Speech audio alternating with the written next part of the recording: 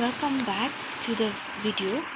In the previous video, we had talked about nuclear endosperm, where the primary endosperm nucleus divides to give numerous free nuclei without forming a large number of free nuclei, but no cell wall formation takes place at this stage.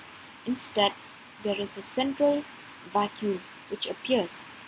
Later on, there will be cell wall or cell plate formation at a later stage, and the cell plate formation is centripetal, or it starts from the periphery of the embryo sac and moves towards the center.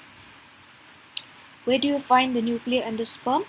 It is found in cotton, maize, capsula, coconut, and wheat, especially in the milk of coconut. Okay, so we have in this diagram you can see primary endosperm nucleus divides into two and gives rise to numerous free nuclei. Now we're going to deal with the second type of endosperm, which is called as the cellular endosperm. In cellular endosperm, when you observe the primary endosperm nucleus, there is immediate wall formation, and there is the free nuclear stage is completely absent. According to Davis in 1966, there are 288 families of angiosperms, and out of this 288, 72 families they have cellular type of endosperm, but it is most common in dicots, which are for example like magnolia. So this endosperm is cellular, but it's cellular not only from the later stages, but from the early development stage there is cellularization and there is no free nuclear stage. Then also the haustoria are very common. So let us look at the diagram.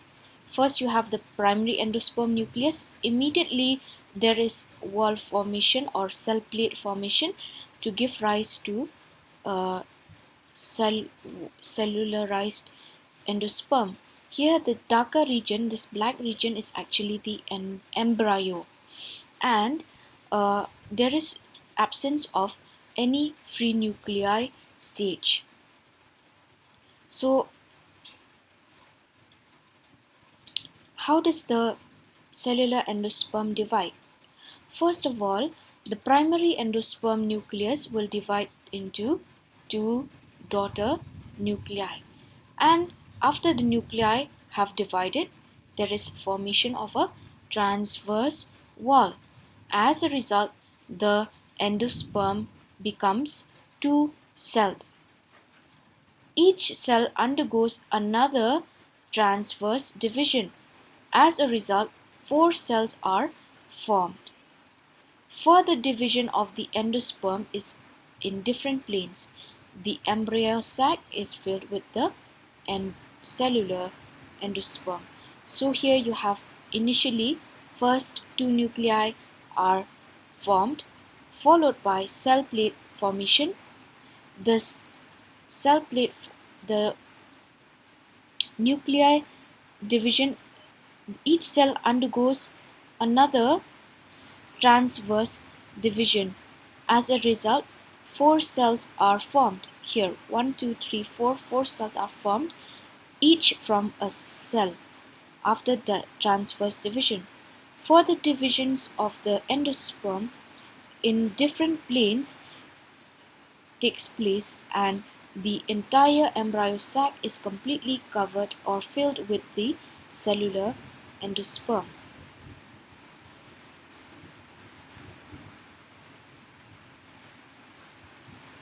Bhandari and Venkatraman in 1968 have studied the development of the cellular endosperm in Drymis winteri plant. This Drymas venturi plant, when they observed, they found out that the first and few other subsequent divisions of the primary divisions of primary endosperm cells are transverse, and if there is division of the PEN, it results in the formation of filamentous endosperm. So whatever endosperm was formed in Drymas venturi were filamentous in structure, and afterwards these divisions of the endosperm cells became irregular. So let us look at the um, example of Drymas venturi. Here you have Drymas venturi. You have the embryo sac which is closed, and after fertilization it becomes two-celled, and then later on it becomes three-celled by a transverse wall, and then four-celled after divisions. The older embryo sac becomes completely filled with cellular endosperm.